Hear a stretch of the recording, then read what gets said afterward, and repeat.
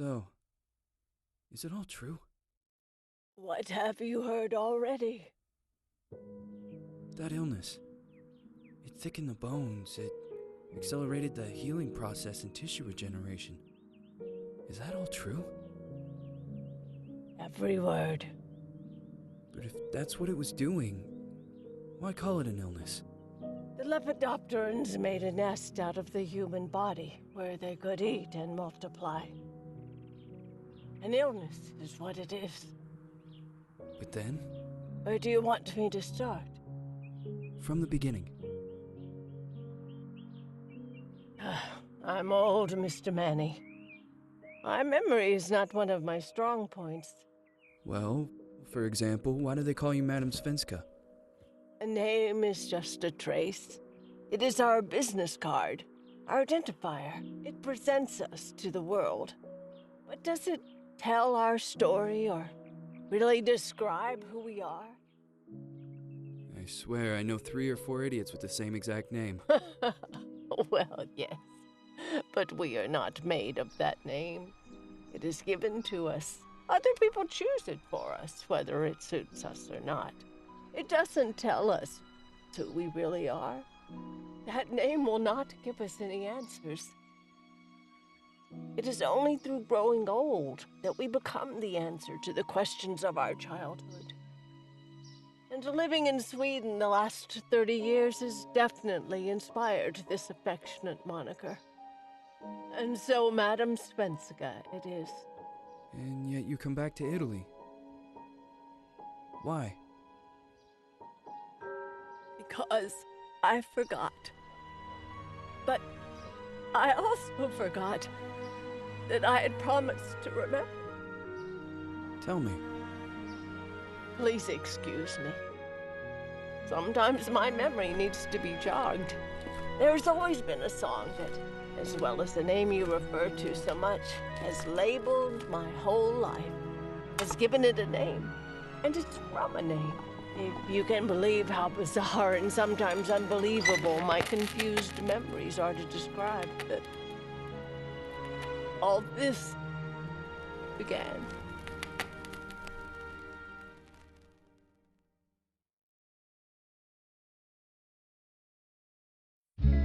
Say goodbye, hearty flush from my eye. If you leave me, sure you miss me. If you fly, you lose something in the sky. Come on, let's dance. We don't have any chance. Give me a kiss, so you know what you're gonna miss. If you fly, you lose something in the sky. Listen to me, the romance leave us free. There needs to be taken care of. If you fly, there is something there.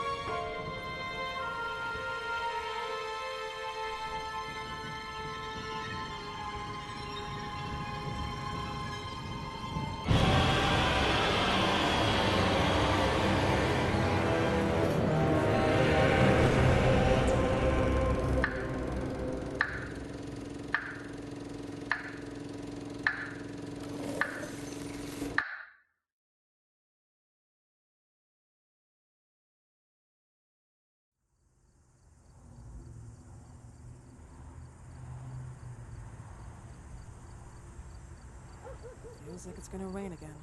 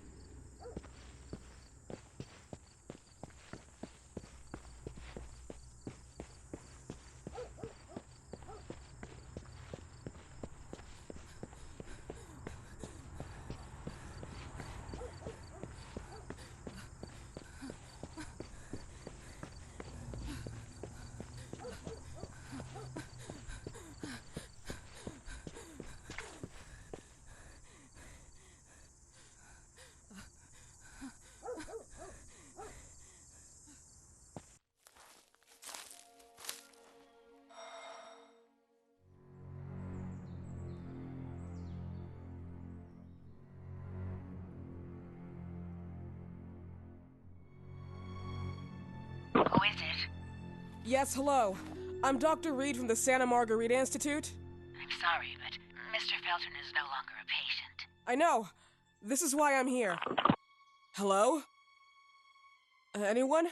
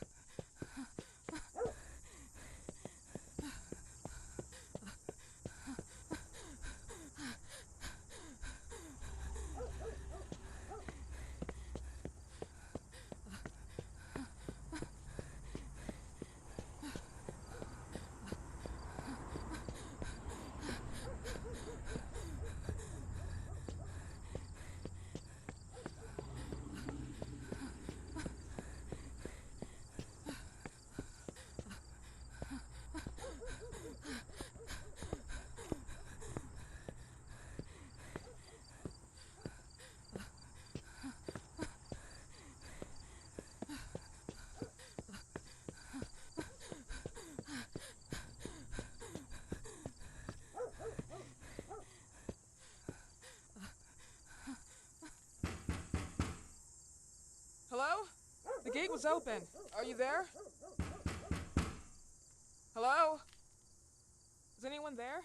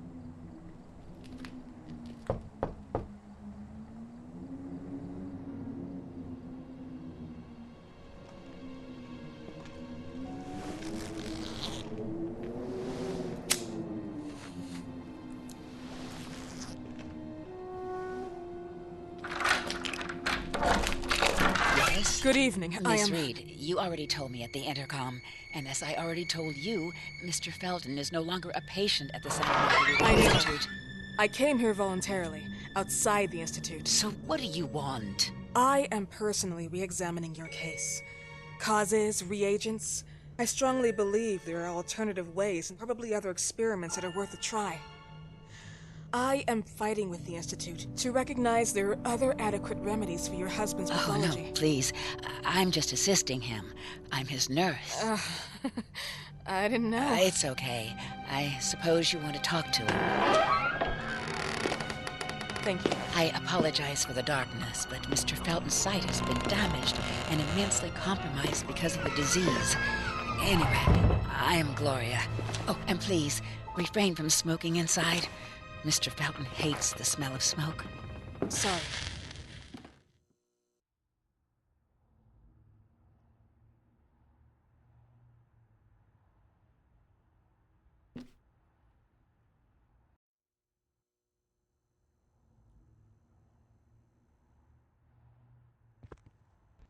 Please, this way.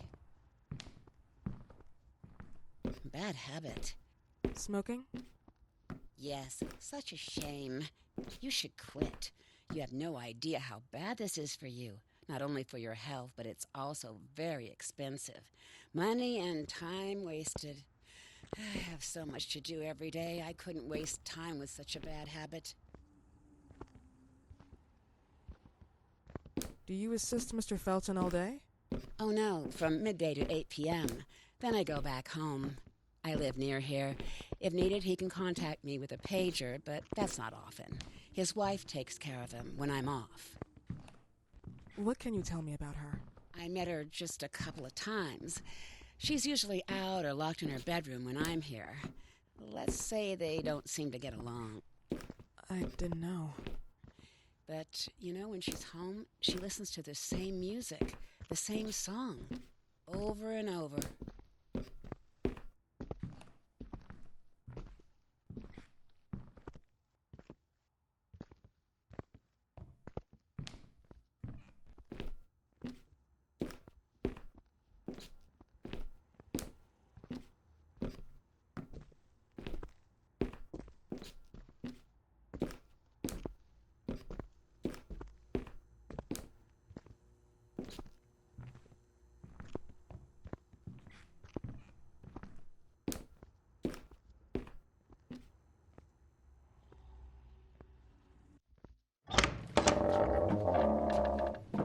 This way, please. Mr. Felton will be here in a few minutes. Okay.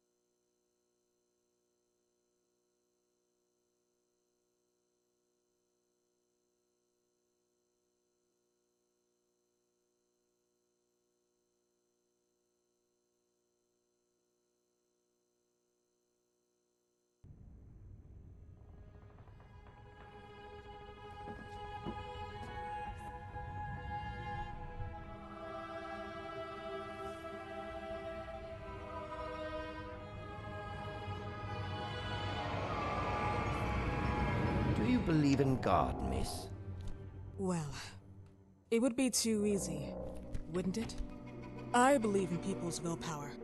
Everything else is not God, but an aptitude or mankind's cruelty. This is the kind of fairy tale I prefer at my age. When you're worn out from an incurable disease, you start having some doubts. Why is there so much life in such small but lethal creatures? An arbiter, that's all we need. For what? It's wrong and crazy. It's human nature. That same nature in which we are equals to those ants eating each other. But, pardon me, I forgot my manners. Please, sit down. Dr. Reed, I suppose? Sorry, Mr. Felton. Pleased to meet you. So you already met Gloria? Yes, she let me in. She's a great reference, extremely hardworking, but back to us. I don't recall seeing beautiful doctors like you at the Institute, Dr. Reed. I am flattered, Mr. Felton. I arrived at the Institute just a few months after you left. And you left because? Inadequacy of the sanitary treatments within the structure. That's right. And in a few words? In a few words, they didn't know how to treat my case, and they left me there to die. But it seems that other issues took over. I once or twice refused to go through exams. Mr. Felton, is there anything I can do for you? Oh, Gloria, yes. See if Dr. Reed needs anything. Oh, no. May I offer you a cup of tea or coffee? Espresso? No, thank you. As you wish. How about you, Mr. Felton? No, thank you. I'll keep entertaining our guest. You can go now. You're diagnosed? 1958? Yes, indicatively. Some friends and I contracted the disease while traveling to Egypt, and it got worse. In addition to the disease, the first exam showed some inconsistency. Some hormonal deficiency? Overdose of non-prescribed drugs, opiates, phenoxyl? Wasn't it recalled in the mid-60s? Doctor, don't you think that nowadays there are ways to obtain drugs without any prescription? I believe so.